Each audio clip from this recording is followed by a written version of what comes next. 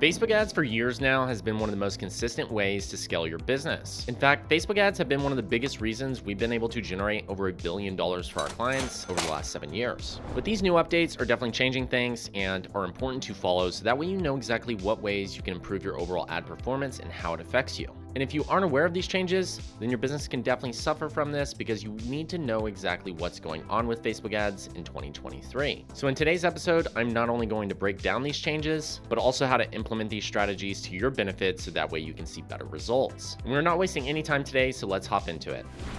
All right, we are now in our Facebook Ads Manager, and some of the biggest changes have happened on the ad level. This is where the most impact is going to really happen for you, and it can really dictate how you get results. So one of the first things that we want to pay attention to when we scroll down is there's a box that's automatically checked here. It's called the multi-advertiser ads. And this essentially means your ad is going to show up alongside other similar products. So you might have an ad that is being shown next to a competitor's ad. This can either be beneficial for you or a drawback. And so it really means that if they're looking at another person's ad with a very similar product, well, if you offer more benefits, if yours is better priced, then it might make more sense for people to actually purchase your product. So this could actually help you. Now, if you're not as competitive, this could be a drawback potentially. But whenever you actually understand that this isn't only just similar products, it could also be a similar niche. For instance, if you're selling a wedding cake and then another person selling wedding dresses, your ad might actually show underneath their ad showing you wedding dresses and yours cake. But all in all, the multi-advertiser ad, I would definitely recommend to keep on because it's going to allow you to be where people are already looking and engaging with ads. If they're already looking at, wedding dresses or wedding cakes and you're selling one of those items, it makes sense to actually have your product next to that because it is pretty relevant. Now, the next big update is going to be the media placements. And you might notice you have an Advantage Plus creative, and a lot of times this is automatically all checked for you. And some of these don't actually make sense to use, but some of them do. So let's go ahead and edit media. So when you upload your actual image, it's going to give you 3 options. Sometimes your product might be, not up to size guidelines. So this might not be a full 1080 by 1080. And it would be better if we just sized it up by actually using the 1:1 recommended.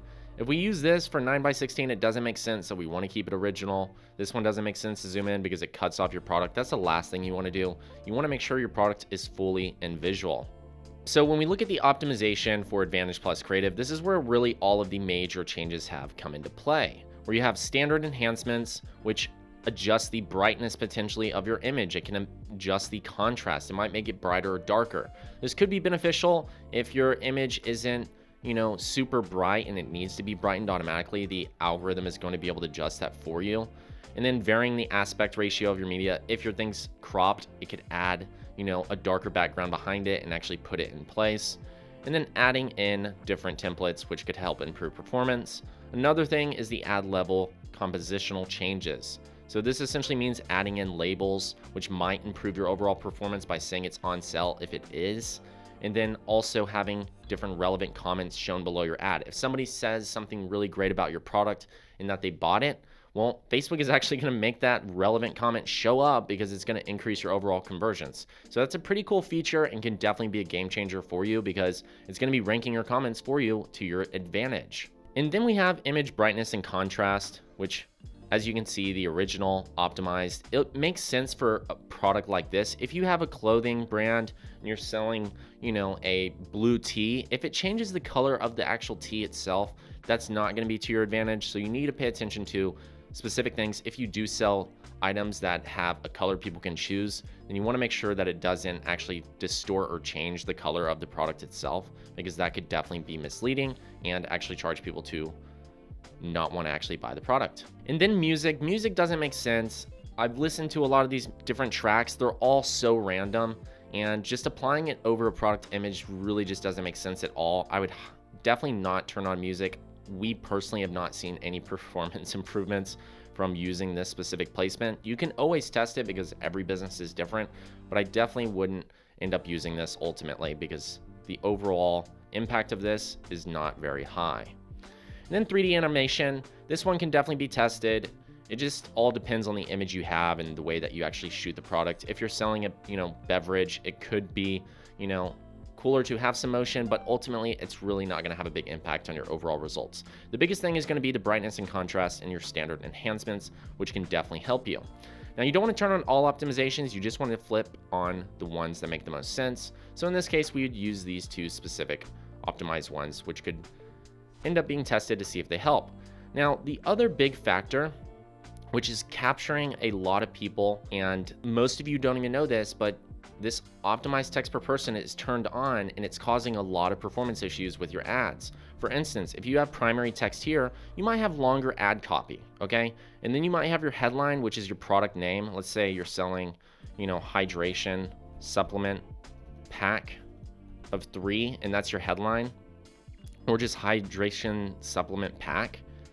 So you'll see where your headline shows up, but because of this optimized text per person, your headline sometimes is showing up in your primary text, and your primary text is being moved. And so people don't have all of the relevant information. So all of your key benefits might be here, or a review might be here, or information about the product that is necessary to know.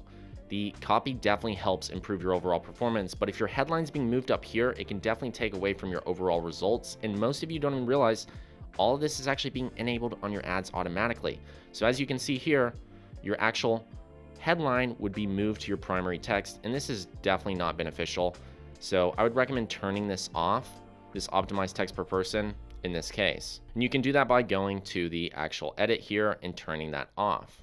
But I always recommend to test it. You can have, this in a separate ad and see if it improves overall performance. But ultimately, if it's taking away information where you're actually describing your product, it definitely does not make sense. And then there's a few more call to action buttons you can see. Testing get offer, testing shop now if you're selling an item, testing learn more. These are always good options to test with your ads. Then you have your website URL, and now they also offer a call extension. This is okay if you have a call line for support. It might make sense to have this. If not, then I wouldn't use it. And then ultimately, you can have different languages. If you want to automatically translate and your website automatically translates for you, this could be very beneficial. We're doing this with other clients where you automatically adjust the language, and now you're hitting different markets that aren't as competitive because other people just simply aren't turning on this. And so it'll automatically adjust the language for you, which is pretty cool, especially if you're targeting different countries and you ship there. This could be very valuable. Even if you're targeting, your core countries like Canada, the US, Australia, there's still going to be millions of people who speak different languages and not just English. So you can definitely get away with getting a lot of results this way if your website also automatically adjusts. So that could be very powerful for your ads, and you could probably see a lot of results from it if you ended up testing it. And so those are just a few of the overall ad changes to be aware of with Facebook. These are definitely impacting people's performance and is changing how the actual behavior is with an ad and whether or not people purchase. The other thing that you can actually start doing now is by using info labels. This is another one. You can use info labels to attract people to actually be more interested in potentially buying based off of certain things they care about. For instance, let's look at some of these info labels. Free shipping. This is a big thing that we know helps improve conversions because people don't have to spend any additional money other than just buying the product, and they get it in return. So this is great. You want to have these types of labels show up. If you offer free returns in a certain time frame, you definitely want to share this information. If you have multiple payment options, you definitely want to let people know. And it's going to improve the overall performance because you're going to take up more real estate on your Facebook ad because it's going to put this underneath your shop now button and your description. So that way your ad is a little bit bigger and people are more focused on this, and it could potentially stop people from scrolling further. So for instance, you would hit free shipping, add in the time frame, and you could also add in, if it's free shipping over 150, you would just put 150 here, and it would say free shipping on all orders over $150. Super powerful way to have a label. So that's your first one. You could then create another if you have a return policy. Most of you do, so you could definitely use this. You could talk about if you offer returns. This makes people more comfortable because if they don't like the product, they at least know they can send it back. And then the other one is the actual payment options. Another great option if you offer, Afterpay, Affirm, Amazon Pay, Apple Pay. Select these options because people will know whether or not they can actually purchase because they might have a specific payment type that they love. And so this can really help your overall ad performance. Now the other one outside of this are the other info labels. And there's about 11 of them here, and it says the date you join on Instagram. This isn't really relevant. I would turn this one off. Doesn't make a big difference whether your page was created or not. That is not ultimately going to be what makes people purchase. Now, if you have a store, might make sense to have this, but if you're sending people to your e-commerce site, then I wouldn't even turn that on. Store price range, definitely wouldn't share this. If you're in the luxury space, it doesn't really make sense to have like multiple money signs. That's just going to deter people anyways. In the store location, turn that off. Instagram followers, if you have tons of followers and your page has 13,000, 100,000, 200,000 plus followers, yeah, absolutely show your followers. It could definitely help with social proof and credibility. And then people might even click on your page and find something else they like and want to purchase. Page check-ins doesn't make sense. Page follows, once again, only show this option if you have, thousands of people who actually follow your page or tens of thousands. It could be beneficial in that way, but if it says 26 people have liked this page, that's not going to really help you.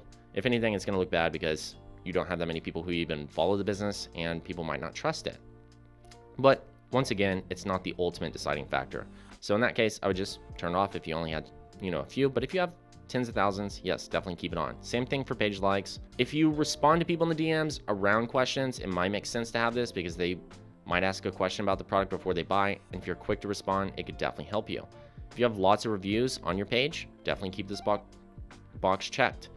Other than that, the rest of these options really don't make sense. These are the only ones I'd really use if you have credibility around them, which can also add into your overall performance. And you can see what it looks like just by clicking on this, where it actually shows how your reviews are set up. And so once you've selected your info labels, you've turned off the disabled text per person, you turned on, maybe your image brightness and contrast, and then you've also adjusted your placements to where all of the images are pretty consistent. You can ultimately see how these changes can really impact your overall performance. Now, I just broke down some of the latest updates with Facebook in 2023 and how this can impact the way that you actually get sales with your ads. And Facebook ads are still a must-have. We're seeing consistent 3 to 5x ROAS with clients, even as high as 10x in some cases, and others who are spending, hundreds of thousands of dollars and maintaining a very consistent return on ad spend and getting lots of purchases. And just recently, I was working with one of my clients, Gym Socks, in our one-on-one mentorship and was able to take them from 3.5K per month to over $24,000 per month with Facebook ads. And Lux Emporium here, who's getting very consistent results, making $30,000 per month from their Facebook ads as well. Or even Parker here, who did over $1 million in sales with his Shopify e-commerce store in his first year by leveraging strategies just like this. And even Ian here, who did $250,000 in just the first 3 months with working with us. And inside my one-on-one ads mastery mentorship, we walk through you step by step exactly how to set up your ads, what creatives make the most sense for converting, what audience strategy to use, how to optimize the overall performance, when to scale, when to turn off ads. We do this for both Facebook ads, TikTok ads, and go over organic viral strategies, where I was just speaking at an event, SellerCon, in front of 1,000 people, going over some of my most valuable viral videos. And we even cover conversion rate optimization, so that way your funnel and website is converting at a much higher percentage because it's an easy way to pick up a lot of sales. And I want to work with you next. So head on over to my Instagram at @RealChaseChappell and DM me the word mentor if you're interested in joining my mentorship program, so that way we can hop on a call together and go over exactly what it is that you'll be able to get access to and answer any questions that you might have. And once again, it's your favorite digital marketer here, Chase Chappell. Cheers and bye y'all.